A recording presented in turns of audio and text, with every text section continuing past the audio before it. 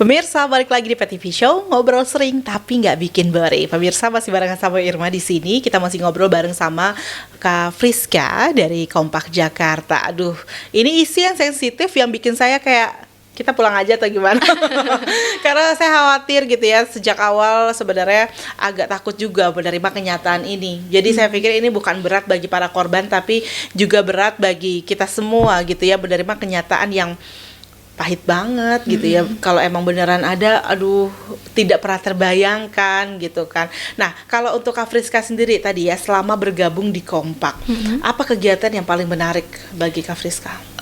Yang menarik ya, karena aku benar-benar punya ketertarikan yang sangat tinggi di isu ini, jadi menurutku semuanya menarik ya. Pastinya. Jadi kalau di Kompak apa aja sih kegiatannya, boleh dijelasin dulu? Iya, kalau di Kompak Jakarta ini ada 3 program utama. Pertama ada Society Outreach, ada Kakak Curhat, dan yang terakhir itu ada Youth Journalism.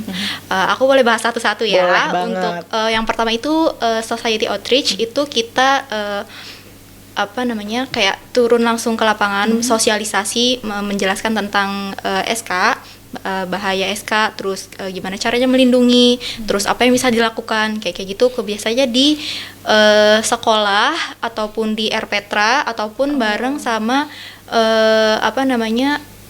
organisasi lain yang punya ketertarikan isu yang serupa, itu biasanya kita berkolaborasi gitu. Biasanya berupa talk show, seminar, kayak gitu. Ada juga Kakak Curhat, itu kita bisa menyediakan kayak semacam layanan konseling, tapi nggak yang konseling serius banget, tapi jatuhnya kayak ngobrol gitu. Kayak jadi teman-teman yang punya ada yang mengganjal nih tentang merasa gimana gitu tentang isu ini, bisa langsung curhat ke kita gitu tanpa merasa khawatir akan kita sebarkan atau kita kita hakimi gitu. Itu nggak bakal, karena kita tahu kalau semua di sini butuh perlindungan ya, butuh teman untuk berbicara. Betul. Gitu. Lalu yang terakhir itu ada Youth Journalism. Youth Journalism itu lebih kayak mendokumentasikan fenomena ini. Jadi kita biasanya ngajak orang muda yang punya ketertarikan isu ini untuk kayak speak up gitu, bikin semacam konten gitu. Ada juga kita mengajak teman-teman influencer yang punya isu serupa. Kayak kemarin pernah ada bareng sama Ria Ricis, dia pernah kayak semacam campaign singkat di video gitu. Terus pernah juga sama JP Milenix, terus sama Prilly Latukonsina gitu. Kebetulan mereka public figure yang punya ketertarikan di isu ini gitu. Gitu. Jadi ada 3 agenda hari wajib lah ya, ibarat 3 agenda besar gitu ya, yang selalu ada. Dan untuk pandemi sekarang ini masih terus berlanjut? Masih, kebetulan karena pandemi ini gak terlalu menghambat sih ya, cukup menghambat, tapi kan kita masih bisa melakukannya secara virtual ya. Banyak kegiatan-kegiatan yang kita biasanya lakukan secara online, seperti seminar, itu bisa jadi ke online gitu ya, betul, online betul. yang biasanya offline jadi online gitu. Jadi selama pandemi ini sih nggak terlalu ada masalah yang serius ya? Karena kegiatan terus berlanjut gitu, kegiatan-kegiatannya. Nah, kegiatan yang tidak berlanjut apa? Kegiatan yang tidak berlanjut yang harus dihentikan sementara? Nggak ada ya kebetulan. Kayaknya berarti ini cukup memudahkan juga gitu ya, malah ya nggak ada alasan untuk berhenti untuk bagi teman-teman Kompak. Karena jadi bisa dilakukan online semua kan. Betul. Jadi apakah itu malah justru bisa menjangkau lebih luas? Menjangkau lebih luas. Iya sih, kalau menurutku pribadi iya ya, karena biasanya mungkin ini kan kita banyak sekali yang melibatkan anak-anak ya. Biasanya kita tuh kalau ada project yang dari organisasi lain ngajak kolaborasi, kadang kan agak jauh dari base-nya Kompak ya, yang di Pasar Minggu. Kalau misalnya online ini menurutku jadi lebih gampang gitu loh. Cuma kesulitannya ya mungkin kalau misalnya kita mau bikin games yang biasanya kita ada kayak semacam kegiatan coret-coret gitu, itu nggak bisa, jadi diganti dengan kegiatan online yang lain gitu. Gitu sih. Nah, Kak Friska, ini kan isu tentang kekerasan anak begitu ya.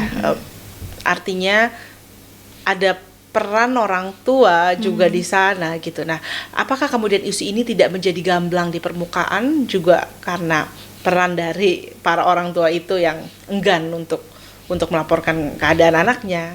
Jadi bukan hanya lagi-lagi tadi kan bicara kita adalah para korban yang masih ragu gitu ya, masih ketakutan, masih malu. Saya pikir ini usia anak-anak. Kadang-kadang mereka pun tidak mengerti malu itu apa gitu. Mereka hanya ya udah sedih. Yang mereka tahu paling sedih gitu. Mereka nggak ngerti malu menurut saya. Tapi bagaimana keadaan yang sebenarnya? Jadi gini, ada memang orang tua yang cukup memiliki awareness yang tinggi tentang isu ini. Mereka mungkin bisa lebih membuka mata gitu ya. Mereka bisa lebih memberi pemahaman ke anak-anak gitu tentang apa sih yang harus dilakukan kalau ini tuh terjadi gitu. Tapi ada juga orang tua yang masih belum paham tentang isu-isu ini gitu. Masih kayak semacam oke, ada isu ini gitu, tapi nggak tahu seberapa urgent sih isu ini, karena ini sebenarnya bisa menimpa siapa aja ya. Maksudnya anak-anak manapun bisa aja menjadi korban gitu. Jadi Kompak Jakarta sendiri ini kebetulan juga proyeknya nggak cuma yang melibatkan anak-anak dan orang muda juga. Ada beberapa proyek yang kayak semacam seminar itu melibatkan guru, melibatkan orang tua. Jadi awareness-nya ini tersampaikan ke nggak cuma ke anak-anak tapi juga ke gurunya gitu. Untuk bisa saling menjaga. Iya sebenarnya. Betul, karena balik lagi ya, anak-anak kemana sih ke tempat berlarinya kan pasti ke orang tuanya. Betul. Ya. Jadi orang tuanya itu harus lebih membuka mata lah, kayak ini tuh urgent gitu, ini tuh penting untuk diketahui gitu, apa sih yang harus dilakukan orang tua biar anaknya nggak jadi korban kekerasan seksual komersial anak seperti itu. Sejauh ini mana yang lebih banyak gitu antara korban dari anak laki-laki atau perempuan? Sejauh ini ya, kalau nggak aku salah baca kemarin tuh kebanyakan perempuan, tapi ini bukan berarti anak laki-laki bisa atau aman-aman aja gitu. Enggak artinya enggak gitu ya. Iya, artinya enggak gitu. Sebenarnya gini, perempuan dan laki-laki itu sama aja, bisa sama-sama menjadi korban kekerasan seksual komersial anak gitu. Hanya saja kebetulan dari secara data memang anak perempuan yang lebih banyak gitu. Jadi itu cuma karena masalah data perempuan lebih banyak bukan berarti anak laki-laki itu nggak ada korban gitu, tetap ada. Ini yang harus kita sampaikan juga kepada pemirsa gitu ya. Karena so far orang akan ngerasa tadi karena kita bahasnya adalah isu seksual anak gitu kan, kekerasan seksual dan komersial anak identik dengan anak perempuan gitu ya. Padahal ketika Anda memiliki anak laki-laki pun ini juga menjadi penting untuk dijaga gitu ya. Ini juga yang harus kita sampaikan, dan saya rasa ini juga jadi satu hal yang terus diedukasi gitu ya ke masyarakat. Nah, sebenarnya siapa sih yang kalau menurut database lah ya yang paling perlu mendapatkan informasi terkait dengan isu ini? Semuanya. Oke. Karena isu ini tuh bukan isu yang melibatkan satu pihak aja, tapi semuanya. Ada keterlibatan orang tua, ada keterlibatan guru, keterlibatan anak-anak yang perempuan dan laki-laki, bukan hanya perempuan saja gitu ya. Jadi nggak bisa kita harus pendekatannya ke anak perempuan aja nih karena statistiknya menunjukkan anak perempuan yang lebih banyak gitu. Nggak bisa kayak gitu, karena semuanya itu penting gitu ya, semuanya itu memiliki perannya masing-masing gitu, termasuk si orang muda ini gitu loh. Kayak Kompak Jakarta juga punya perannya tersendiri gitu sebagai anak muda. Apa sih yang bisa kita lakukan sebagai anak muda untuk mencegah ini gitu? Kalau misalnya mungkin kita nggak bisa melakukan semacam report secara langsung untuk membantu masalah hukum gitu-gitu kan, kita bukan porsinya ya, tapi kita bisa lebih meningkatkan awareness kalau ini ada loh semacam isu yang sebenarnya jarang sekali dilihat gitu sama orang, jarang sekali diperhatikan ini tuh, tapi sudah masuk kategori yang mengkhawatirkan gitu. Jadi semuanya tuh punya peran penting gitu. Sejak 2011 atau paling tidak 2017 lah selama Kak Friska bergabung gitu. Tadi apakah memang isu ini bukannya membaik, malah makin mengkhawatirkan, atau bagaimana kondisinya yang sebenarnya? Gini, kalau concern kita makin kesini tuh di era digital itu semakin ada tantangan yang baru gitu loh. Kalau dulu mungkin banyak kasus-kasus kejahatan anak itu ya terjadi secara langsung gitu ya, ada fisik anak dan fisik orang tua. Tapi di zaman yang sekarang ini banyak sekali kekerasan seksual komersial anak itu yang terjadi di ranah daring gitu. Jadi semakin kesini ya tantangan baru itu justru semakin ada gitu loh. Jadi yang tadinya awareness kita